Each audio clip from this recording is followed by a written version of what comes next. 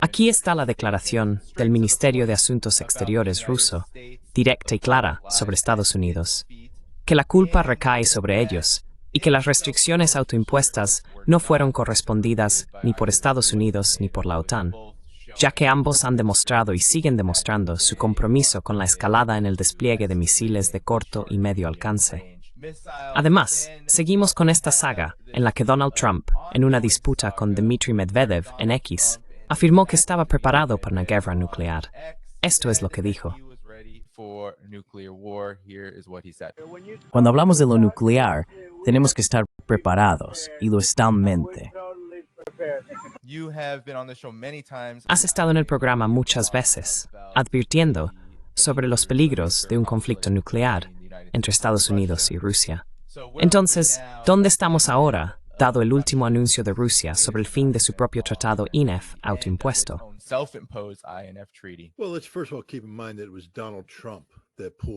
Bueno, primero que nada, recordemos que fue Donald Trump quien se retiró del Tratado de Fuerzas Nucleares de Alcance Intermedio en agosto de 2018. Así que aquí estamos, celebrando el, séptimo aniversario de esa estupidez. Los rusos respondieron de la misma manera, pero lo que dijeron fue que seguirían cumpliendo con el tratado INF en cuanto a sistemas, siempre y cuando Estados Unidos no desplegara sistemas capaces de INF en Europa. Estados Unidos sí desplegó un sistema capaz de INF. Es un sistema en contenedor que puede lanzar tanto misiles SM-3 como SM-6.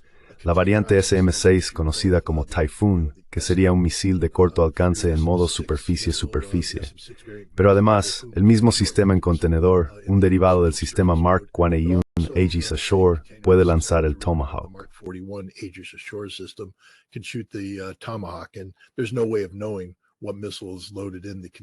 Y no hay manera de saber qué misiles están cargados en el sistema de contenedores en un momento dado. Así que lo desplegamos en Dinamarca, creo, como parte de un ejercicio de la OTAN. Afirmamos que solo tenía cargado el SM-6, pero no importa. Los rusos dijeron, ahora comenzaremos a desplegar activamente y a realizar la I+D necesaria para producir nuestros misiles. Y comenzaron la producción de algo llamado misil Oreshnik. En noviembre de 2024, Rusia realizó de hecho una prueba operativa del Oreshnik, atacando la fábrica de Dnipro, en Dnipropetrovsk, Ucrania.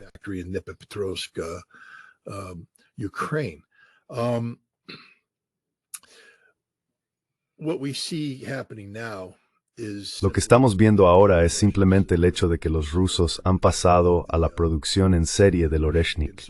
Así que ahora, en lugar de tener un puñado de misiles hechos a mano para pruebas, han comenzado la producción en serie y están fabricando misiles que se están enviando al campo a unidades operativas. Han desplegado las primeras unidades operativas armadas con misiles Oreshnik. Cuando se despliega un sistema como el Oreshnik, se hace a nivel de regimiento, lo que significa que se despliega un regimiento. Eso implica que tienen 3 batallones y cada batallón cuenta con 3 lanzadores. Así que estamos hablando de al menos 9 lanzadores de misiles Oreshnik ya desplegados en una base operativa en algún lugar de Rusia.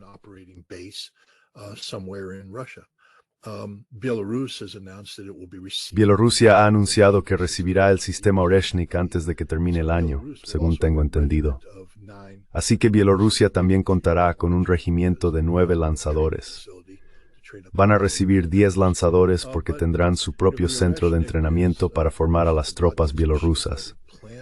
Pero como sabes, el Oreshnik se fabrica en la planta de construcción de máquinas de Botkinsk. Es un análogo del SS-20. El SS-20 es un misil de alcance intermedio que fue eliminado durante el Tratado de Fuerzas Nucleares de Alcance Intermedio, en el que participé. En aquel entonces estimábamos que los rusos o los soviéticos podían producir entre 60 y 80 misiles tipo SS-20 al año. Eso era en tiempos de paz durante la Guerra Fría. Ahora el Oreshnik se está produciendo en un entorno casi de guerra, con requisitos operativos reales.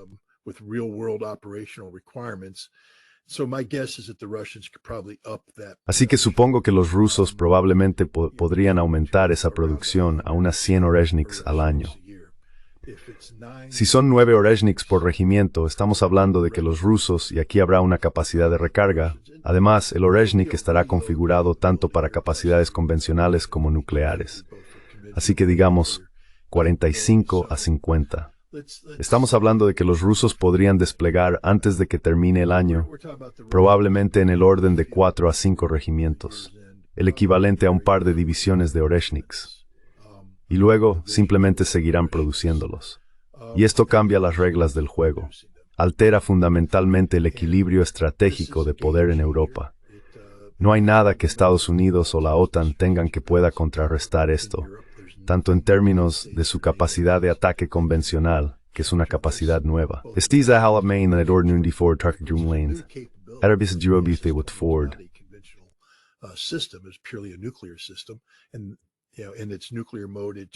Y ya sabes, en su modo nuclear, simplemente cambió la situación.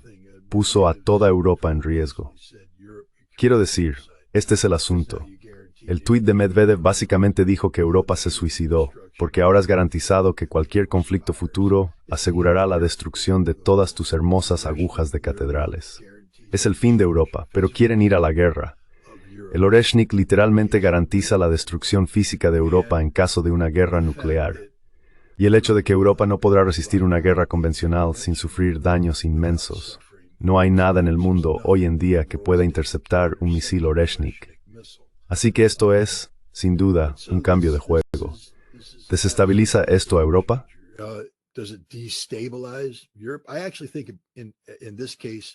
En realidad, creo que en este caso, en este momento, esto aporta estabilidad porque Europa se está volviendo loca, literalmente loca en cuanto a su retórica antirrusa y cosas por el estilo. No hay nada que Europa pueda hacer para igualar al Oreshnik. Y no hay nada que Estados Unidos pueda hacer en este momento para igualar al Oreshnik. Estados Unidos está intentando desplegar lo que llaman el Dark Eagle, un misil hipersónico de alcance intermedio. Se suponía que debía desplegarse el año pasado, pero no sabemos cómo construirlo, así que aún no hemos puesto el sistema en funcionamiento.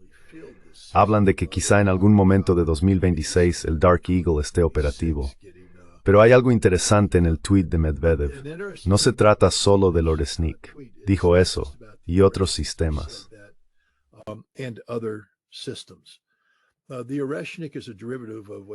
El Oreshnik es un derivado de lo que se llama el RS-26 Rubesh, que era un misil que los rusos tenían en desarrollo, pero se encontró con problemas debido al tratado INF. El Rubesh, desplegado con una determinada configuración de ojivas, podía volar a distancias por debajo del umbral de alcance intermedio establecido por el tratado. Pero el problema es que, si se le colocaba una configuración de ojivas diferente, podía volar a distancias mayores. Y una vez que un misil vuela a distancias mayores, se convierte en un misil de alcance intermedio, según la definición del tratado. Los rusos no querían ser vistos como si cruzaran ese umbral, así que pusieron en pausa el despliegue del Rubesh. Pero el Rubesh es, de nuevo, un análogo del SS-20. Es un misil que se desarrolló para cubrir el vacío que se creó en las capacidades estratégicas rusas cuando se eliminó el SS-20.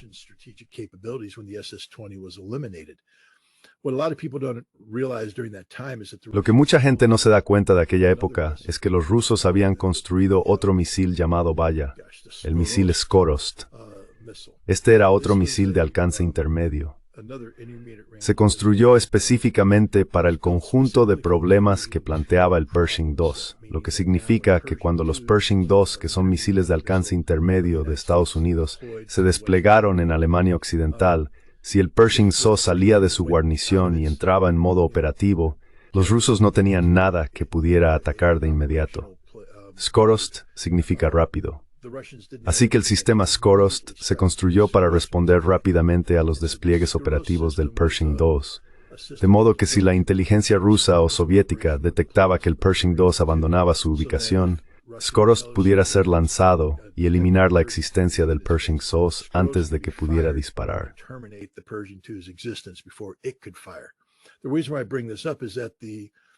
La razón por la que menciono esto es que el Oreshnik no es el sistema para contrarrestar al Dark Eagle.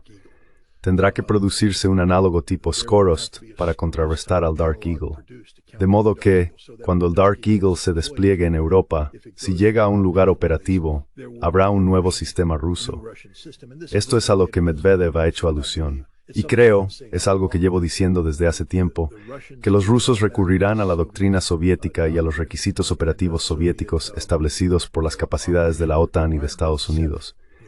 Si desplegamos el Dark Eagle, habrá un nuevo misil. Será el análogo del Skorost.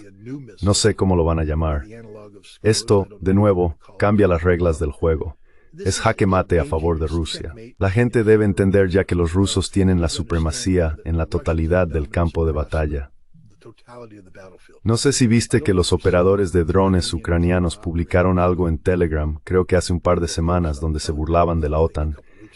Decían, ya sabes, los rusos nos están dando una paliza, han dominado la guerra con drones.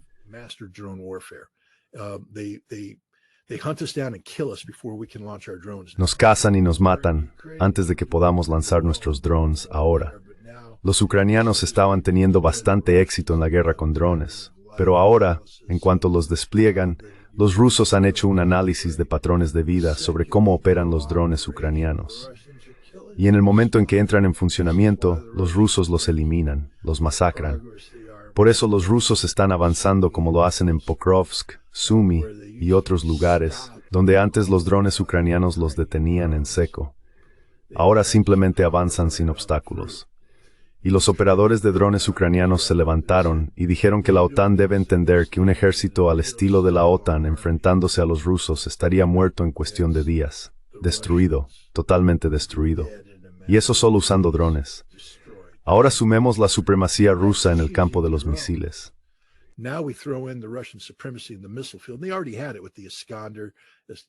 Ya lo tenían con el Iskander, ya sabes, el Iskander M, el Iskander K, el Kalibr, el Kinzhal, pero ahora añadimos el Oreshnik, que destruirá todos los centros de mando y control, todos los grandes centros logísticos de toda Europa. No quedará ninguno cuando empiece la guerra. No habrá terminales ferroviarias, no quedará nada. Todo habrá desaparecido. Los Oreshnik convencionales lo eliminarán. Y luego añades el Skorost, que eliminará el Dark Eagle y los demás análogos que hay, incluidas bases aéreas. Ahora los rusos están en posición de movilizar totalmente su industria de defensa. Producirán misiles por cientos. Antes producían 70 Iskander al año. Ahora producen 700. Es punto set y partido. Rusia. ¿Cómo responde Estados Unidos?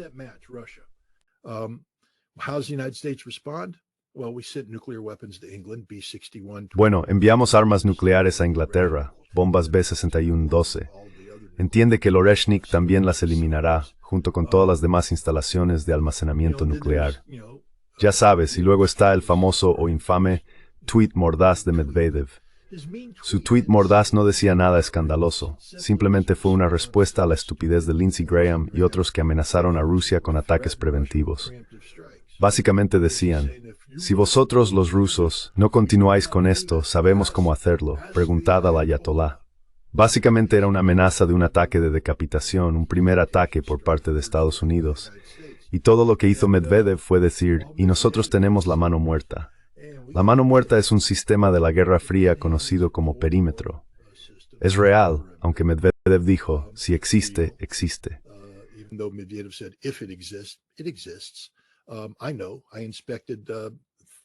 Lo sé. Inspeccioné al menos 3 de los misiles asociados con este sistema en 1990. Eran SS-25, que desde entonces se han actualizado a variantes SS-27. Sin entrar en demasiados detalles, si intentáramos un ataque preventivo y tuviera éxito, digamos que matamos a Putin, a Medvedev y a todos, destruimos su mando y control y todo eso, e intentamos eliminar sus armas nucleares. El perímetro tiene sensores por toda Rusia para detectar radiación, ondas sísmicas y monitorizar las comunicaciones. Cuando se detecta radiación, se detectan ondas sísmicas y las comunicaciones dejan de funcionar, entonces entra en funcionamiento la mano muerta.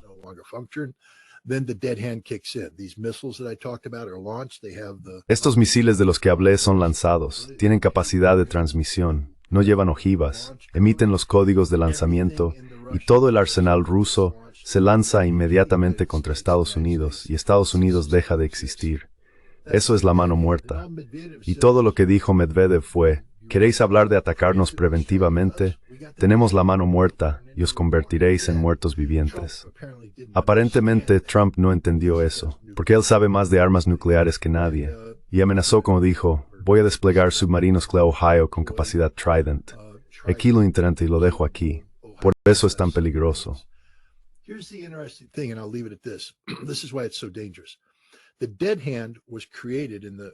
La mano muerta fue concebida a finales de los años 70 y desplegada a principios de los 80 debido al temor de que las capacidades del Pershing II, la clase Ohio y el Trident otorgaran a Estados Unidos una verdadera capacidad de ataque preventivo de decapitación, especialmente si un submarino Trident se acercaba a las costas rusas o entonces soviéticas y lanzaba los Trident en una trayectoria reducida, lo que eliminaría la detección por radares de largo alcance y proporcionaría tiempos de vuelo más cortos. Y por eso la construyeron. La construyeron por el Trident. Construyeron la mano muerta por el Trident. Por el miedo de que Estados Unidos colocara submarinos clase Ohio cerca de las costas y disparara el Trident. Entonces, ¿qué hizo el presidente?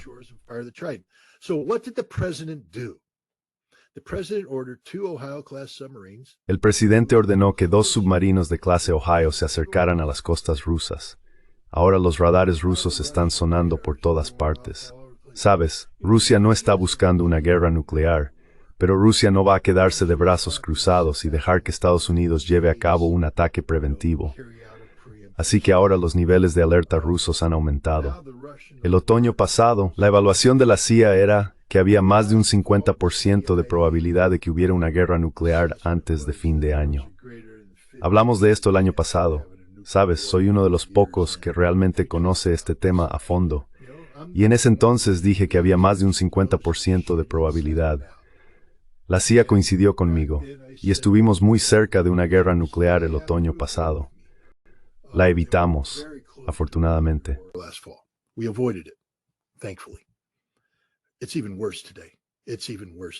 Hoy en día es aún peor. Hoy en día es aún peor. Y va a empeorar. Tenemos el Tratado New START que expira en febrero. Cuando desaparezca no habrá ninguna limitación. Veremos cómo aumentan los arsenales nucleares en ambos países, ya que sacarán ojivas nucleares de la reserva. Ahora mismo el tratado permite 1.550 ojivas en sistemas operativos, pero hay miles de ojivas en reserva. Y algunas de las formas en que hemos reducido nuestros sistemas operativos son, por ejemplo, tomar el misil Minuteman III y convertirlo en una sola ojiva. Pero ya hemos probado ponerle múltiples ojivas. Ya lo hemos hecho. El ejército de Estados Unidos ya ha puesto múltiples ojivas en el Minuteman III como prueba de capacidad. Podemos hacer lo mismo con el Trident. Redujimos las ojivas, podemos aumentar las ojivas.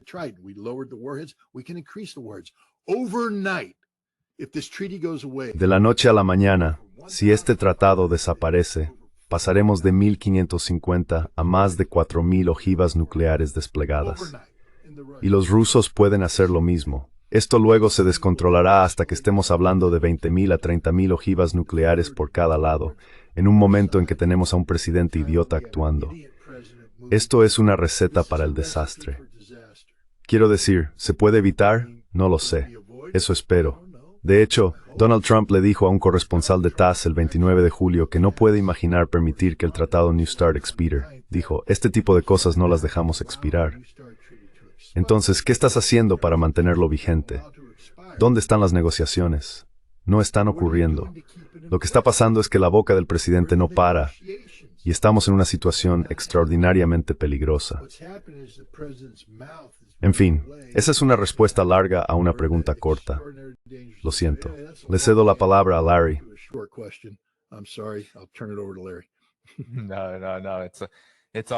No.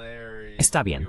Y Larry, tu valoración. Sabes, Scott mencionó a Dmitry Medvedev, y él dijo lo siguiente sobre la declaración del Ministerio de Asuntos Exteriores ruso respecto a la retirada de la moratoria sobre el despliegue de misiles de alcance medio y corto, como resultado de la política antirrusa de los países de la OTAN. Esta es una nueva realidad. Todos nuestros oponentes tendrán que tenerlo en cuenta. Esperen más medidas. Así que, Larry, te doy la palabra.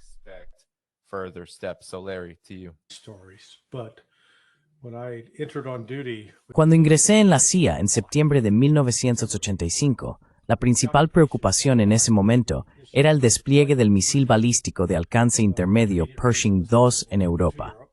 Hubo protestas masivas en varios países europeos contra ese despliegue, pero fue por el miedo que tenían los europeos a que ahora eran vulnerables a ataques de Rusia con misiles balísticos de alcance intermedio que se llevaron a cabo las negociaciones entre Reagan y Gorbachev. Ray McGovern estuvo directamente involucrado en todo aquello en ese momento, y eso dio lugar al Tratado INF. Creo que fue en diciembre de 1987 cuando finalmente lo firmaron. Ahora bien, a pesar de las tensiones que existían entre Estados Unidos y la entonces Unión Soviética, porque recordemos que estábamos financiando a los mujahidines, estos extremistas islámicos, en Afganistán, y matando a muchos rusos, muchos soldados soviéticos.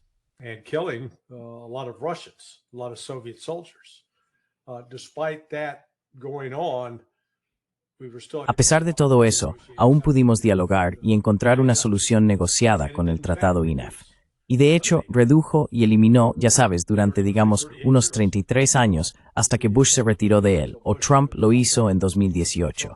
Así que, ya sabes, aproximadamente 33 años en los que esa amenaza había disminuido. Y como Scott señaló tan acertadamente, ha vuelto, y ha vuelto con fuerza, porque ahora Rusia está equipada de una manera única en la que Occidente no lo está. Y luego, cuando entras en los temas de los sistemas de defensa aérea, capaces de derribar misiles balísticos o hipersónicos, Estados Unidos y Europa no tienen nada. No tienen nada que pueda derrotar las capacidades rusas.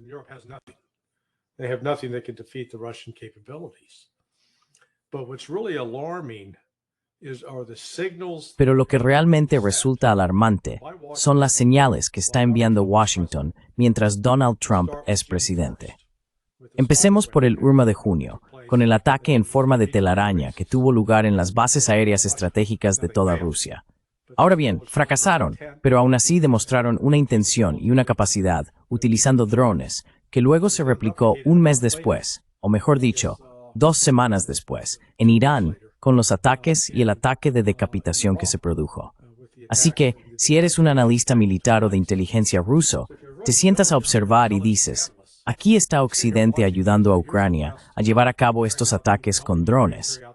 Y estoy seguro de que sí recibieron ayuda desde Azerbaiyán para eliminar nuestra amenaza nuclear aérea procedente de los bombarderos.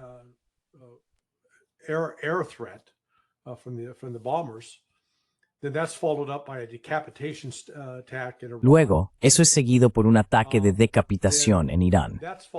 Después de eso, el general Christopher Donahue, de manera improvisada en una reunión de la OTAN, habla sobre lo rápido que Estados Unidos podría invadir Kaliningrado y luego derrotar a los rusos. Y dice eso al mismo tiempo que Trump. Y no sé si Trump sabía que estaba aprobando esto, pero Trump tiene que asumir el mérito. Es el presidente. Despliega esas bombas nucleares de gravedad, no solo en Inglaterra, sino, al menos creo, en otras 6 bases de la OTAN en toda Europa. La primera vez que las habíamos retirado fue alrededor de 2008. Y no sé si la retirada en 2008 formaba parte de algún proceso de tratado o lo que sea, pero la cuestión es que estábamos intentando reducir la tensión nuclear.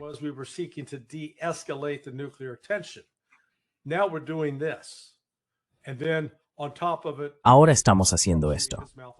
Y además con Trump hablando sin filtro como lo hacía. Sé que el juez napolitano fue entrevistado por Dmitry Simes en el programa que Dmitry presenta en Rusia, y había algunos generales rusos allí, y realmente querían saber qué demonios está haciendo Estados Unidos. ¿Van en serio con esto? Así que en el mundo de la inteligencia, lo que quieres es eliminar la incertidumbre. No quieres aumentar la incertidumbre ni las dudas. Y todo lo que está haciendo Trump está llevando a aumentar las dudas y los malentendidos. Y con eso acabas haciendo el mundo más peligroso.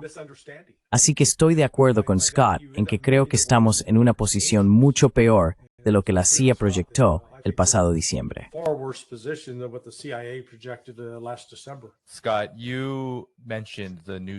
Scott, mencionaste el tratado New START, su expiración y los peligros que eso conlleva.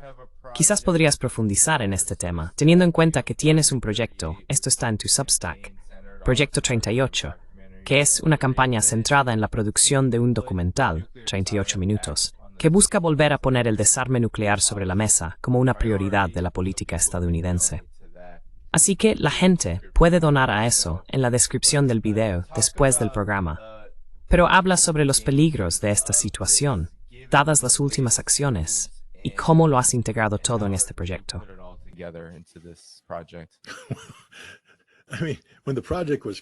Quiero decir, cuando se concibió el proyecto, no vivíamos en una locura total. Es decir, ahora se ha vuelto aún más importante que nunca, pero también más difícil de implementar. La única buena noticia es que el presidente parece ser al menos consciente de que existe un tratado, que expira, y que su expiración sería algo negativo. Así que eso es un paso en la dirección correcta. Porque uno de los objetivos y metas del Proyecto 38 era asegurarse de que el presidente estuviera al tanto de la expiración e intentar convencerle de la absoluta importancia de prorrogar este tratado hasta que se pudiera negociar un nuevo acuerdo de control de armas entre Rusia y Estados Unidos, probablemente incluso incluyendo a China.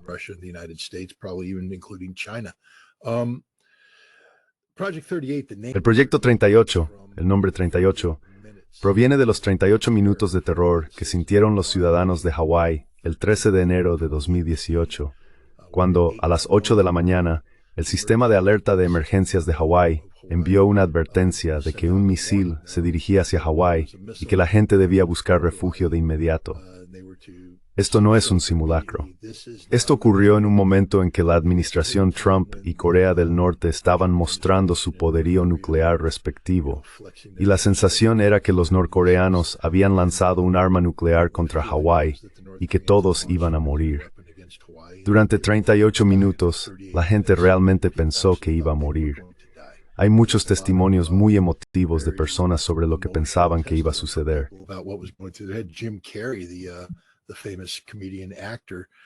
El famoso humorista y actor cuenta que estaba en Maui cuando recibió una llamada de su productora, quien le dijo, «Misiles en camino, vamos a morir». Ella le preguntó, «¿Quieres que nos veamos?»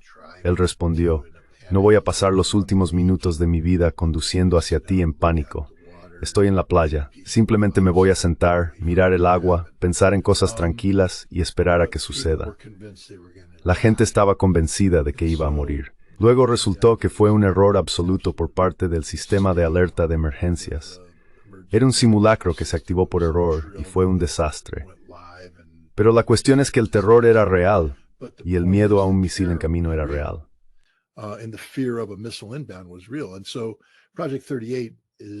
Por eso el Proyecto 38 es devastador. El núcleo es un documental 38 minutos que estoy realizando y que busca capturar esos 38 minutos de terror. El objetivo de capturarlo es que el público se dé cuenta de que, cuando el misil está en camino, no hay nada que puedas hacer para que vuelva atrás. Estás muerto, literalmente vas a morir. Y quiero que la gente se ponga en esa situación para poder hacerles la pregunta, ahora que sabes que vas a morir, si pudieras retroceder 6 meses en el tiempo, ¿qué estarías dispuesto a hacer para evitar ese misil despegue? ¿Sabes que estás muerto, que vas a morir? ¿Qué harías para seguir con vida?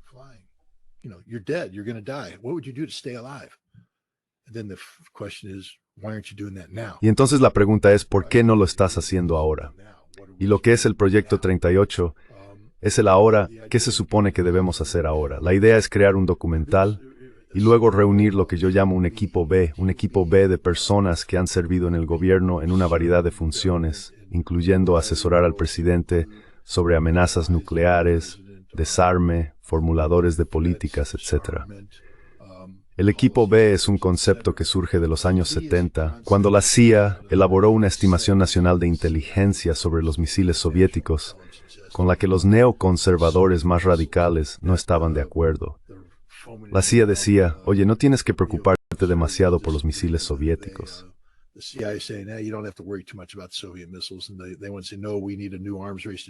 Y ellos fueron y dijeron, no, necesitamos una nueva carrera armamentística para justificar la construcción del Peacemaker, el Midgetman, un pequeño ICBM, misiles transportados por ferrocarril, nuevos submarinos, todo el conjunto, bombarderos B-1, bombarderos B-2, conceptual. Así que reunieron un equipo B de expertos externos que luego elaboraron su punto de vista opuesto. lo que me gustaría hacer, reconociendo que el presidente está siendo asesorado por las peores personas del mundo, literalmente personas que no saben nada, que son ignorantes, es formar un equipo B y solicitar una audiencia con el presidente o sus principales asesores para informarles sobre este punto de vista alternativo que estará basado en hechos, en la realidad, no en teorías ni en ideologías, para convencer al presidente de la absoluta necesidad de prorrogar el nuevo START.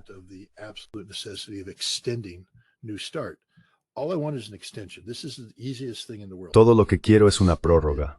Esto es lo más fácil del mundo.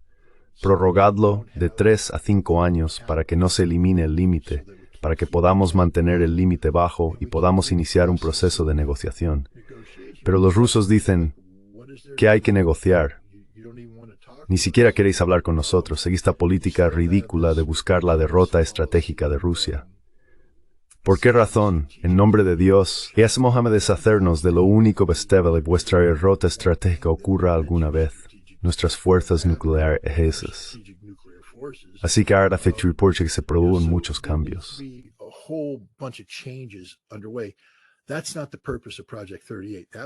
Ese no es el propósito del Proyecto 8. Ese sería el propósito de lo que viene después del Proyecto 38.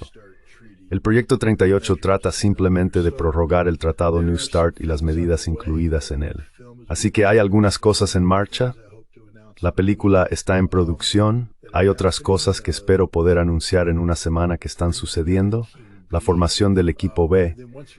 Y luego, una vez que eso esté hecho, comenzar una campaña de relaciones públicas, llevar la película, mostrarla, generar apoyo para que en diciembre podamos ir a Washington, D.C., celebrar un encuentro en el National Press Club, conseguir una gran pantalla LED móvil, ponerla en Lafayette Park y proyectar la película para el presidente.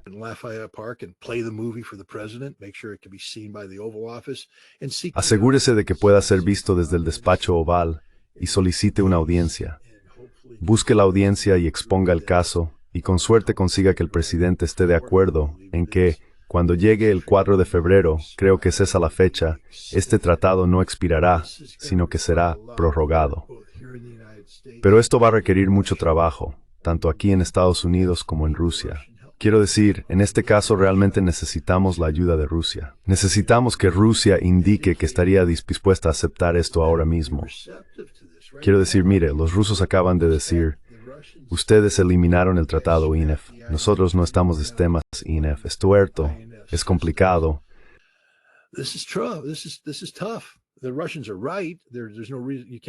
Los rusos están justo ahí.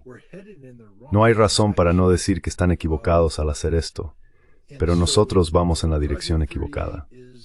Así que ya sabes, el Proyecto 38 creo que es uno de los proyectos más necesarios que se me ocurren. Quiero decir, el año pasado hice la Operación Amanecer, que estaba diseñada para llamar la atención del mundo sobre el peligro de una guerra nuclear y tratar de conseguir que los candidatos se comprometieran con políticas que la eviten. Y por la gracia de Dios, la suerte y todo lo demás, sorteamos esos escollos. Y creo que la Operación Amanecer nos ayudó. Danny, tú fuiste una parte importante de eso. Larry, tú también. Quiero decir, esto fue un esfuerzo de equipo, y busco un esfuerzo de equipo en el Proyecto 38. Así que puedes ir a mi Substack, scottritter.com. Verás el botón del Proyecto 38.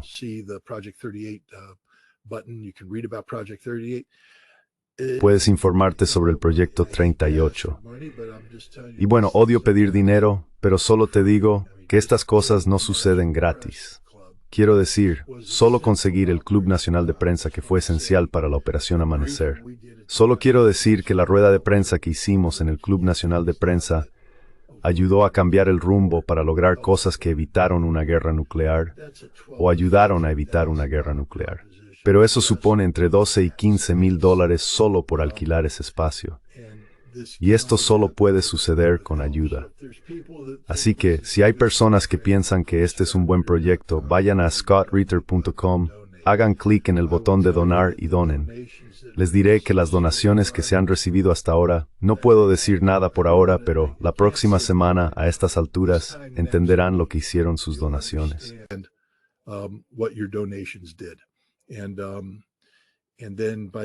Y luego, para finales de mes, o creo que a mediados de septiembre, lo entenderás aún más. Tenemos impulso.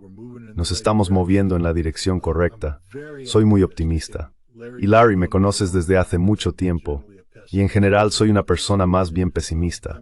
Quiero decir, siempre intento, ya sabes, hacer lo correcto, pero siempre, bueno, es difícil. Estoy extraordinariamente optimista.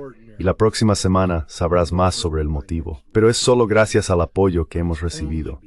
Así que quiero dar las gracias a todos los que han apoyado este proyecto hasta ahora y doy las gracias por adelantado a quienes estén considerando apoyarlo.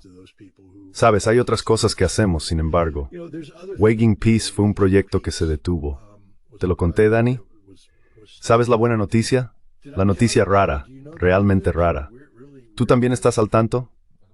He conseguido mi pasaporte. Mapseules. Y es increíble cuando consigues un pasaporte. Se te abren muchas opciones. Por ejemplo, puedes volver a promover la paz, que consistía en ir a Rusia y hacer cosas para, ya sabes, avanzar en ese esfuerzo. Promover la paz también incluye cosas que hicimos aquí. Como sabes, en junio organizamos una cumbre de ciudadanos entre Estados Unidos y Rusia, una especie de 40º aniversario del puente espacial de 1985. Fue muy exitosa y recibió mucha atención. Hay personas que quieren continuar con esto, así que seguiremos adelante, trabajando para organizar varias cumbres en todo Estados Unidos e intentando entusiasmar también a los rusos con ello. La diplomacia ciudadana es un elemento muy importante de todo esto. Así que el proyecto Promover la Paz sigue en marcha y vamos a seguir avanzando. Mirad, Danny, Larry, esto es un esfuerzo de equipo.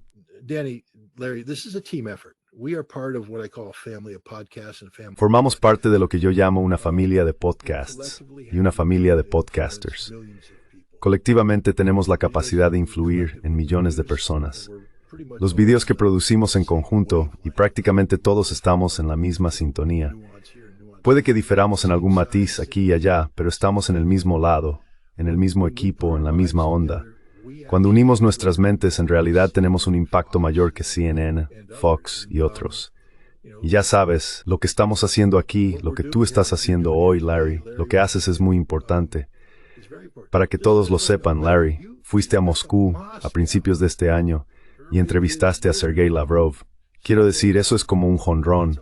Has tenido otras reuniones, trabajas entre bastidores, trabajas en las sombras porque supongo que es donde te sientes cómodo, trabajando con tus malditas camisas hawaianas. Pero creo que estás silenciado. Oh, lo siento, te silencié. Mis disculpas.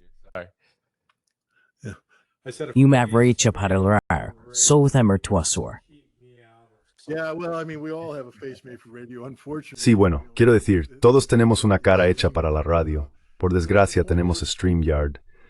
Pero la cuestión es que colectivamente podemos marcar la diferencia. Somos nosotros, los tertulianos aquí, y son las personas que nos ven. Realmente tenemos la capacidad de hacer un trabajo muy importante.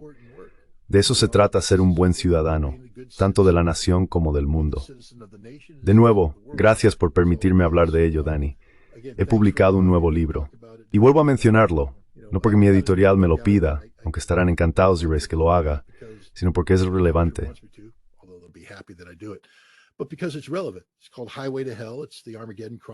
Se llama Highway to Hell. Es las crónicas del Armagedón desde 2014 hasta 2025. No podría haber un libro más oportuno, porque todo lo que acabamos de hablar está predicho en el libro, se discute en el libro y se desarrolla en el libro.